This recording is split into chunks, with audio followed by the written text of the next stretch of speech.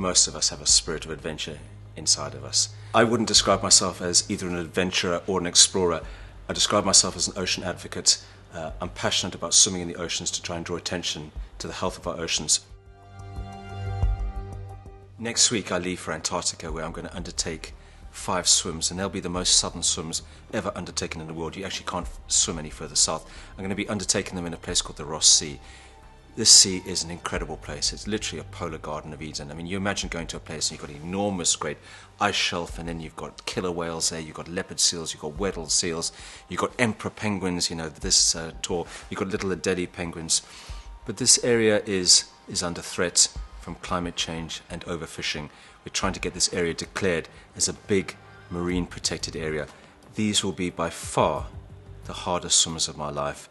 It's going to be like doing 5 North Pole swims back to back. My toughest swim to date would either be my swim across the North Pole in 2007 or my swim on Mount Everest in 2010. I would say Mount Everest is the toughest place I've ever swum in. To be a pioneer, you need 2 things. First of all, you need to be ignorant. And what I mean by that is, if you knew just how tough it was going to be, you probably wouldn't do it. But the second thing you need to have is a reason, a passion. And for me, it's about drawing attention to the oceans. And that must be so strong that you push on, irrespective of just how tough it is.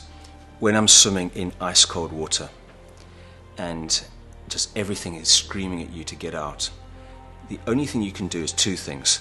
Number 1 is to try and break the thing down into little chunks and say, I'm just going to do another 100 meters. And then when you've done that, carry on and just do that again and again and again. So you need to break it down to manageable chunks. But when things are getting extraordinarily hard, and sometimes when you think, I'm actually not sure whether I'm going to see the end of this day or not, you have to. The only thing you can do is to focus on the reason why you're doing things. And you know, self-belief comes from different places for different people. But there's a last form of self-belief which I try to tap into before I undertake any type of pioneering swim. It's a type of self-belief which comes from here. And what I mean by that is it comes from the heart. It's the reason why you're doing something. I think it's so important that we follow our own dreams in life. Because if we're not following our own dreams, we're going to be following somebody else's dreams. And imagine getting all the way to the end of your life to realize, gosh, I've just been following somebody else's dreams. The issue which we're facing now, the biggest issue in my mind, is what's happening to the environment. We stand at a monumental moment in the history of this world, and if we don't protect the environment, we're going to end up in a very, very sticky situation. Nelson Mandela had a beautiful saying. He used to say, sometimes it falls upon a generation to be great. You can be that generation. There are a lot of predators in the ocean, so I'm about to undertake a series of swims down in Antarctica, and there are plenty of leopard seals there. And so many people have never heard of leopard seals. These are enormous animals. When their mouths open, they just have this razor-sharp teeth. And the problem with a leopard seal is they've got a split personality. You know, 1 minute they will kill a penguin, deliver it in front of you as a gift. Next minute they're trying to drag you to the bottom of the ocean. So they're very frightening. I do some swims off South Africa where you got great white sharks.